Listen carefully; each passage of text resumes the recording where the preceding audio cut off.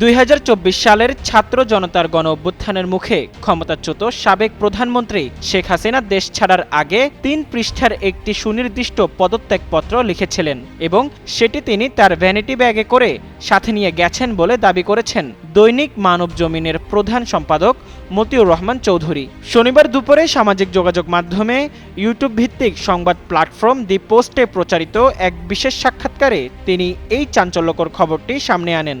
মতিউর রহমান চৌধুরী জানান, শেখ হাসিনা সাংবিধানিক নিয়ম মেনে আনুষ্ঠানিকভাবে পদত্যাগ করেই দেশ ছাড়তে চেয়েছিলেন, কিন্তু অদ্ভুত পরিস্থিতির কারণে তিনি সেই পদত্যাগপত্রটি সংশ্লিষ্ট কর্তৃপক্ষের কাছে সশরীরে জমা দিয়ে যেতে পারেননি, বরং তড়িঘড়ি করে বের হওয়ার সময় সেটি নিজের সঙ্গেই নিয়ে যান। পদত্যাগপত্রের ভেতরের বিষয়বস্তু ও নাটকীয়তা নিয়ে প্রবীণ এই সাংবাদিক বলেন, তৎকালীন প্রধানমন্ত্রী শেখ হাসিনা দেশের জন্য তার সরকারের বিভিন্ন অবদান, উন্নয়ন কর্মকাণ্ড এবং আন্দোলনের মুখে দেশের সার্বিক পরিস্থিতি বিবেচনা করে পদত্যাগের সুনির্দিষ্ট কারণ উল্লেখ করে 3 পৃষ্ঠার একটি দীর্ঘ চিঠি লিখেছিলেন।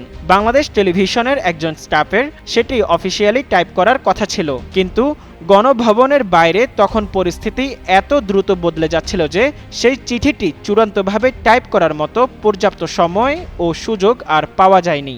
ফলে হস্তলিখিত বা খসড়া সেই ঐতিহাসিক কাগজটি শেখ হাসিনার ব্যক্তিগত ব্যাগে থেকে যায়।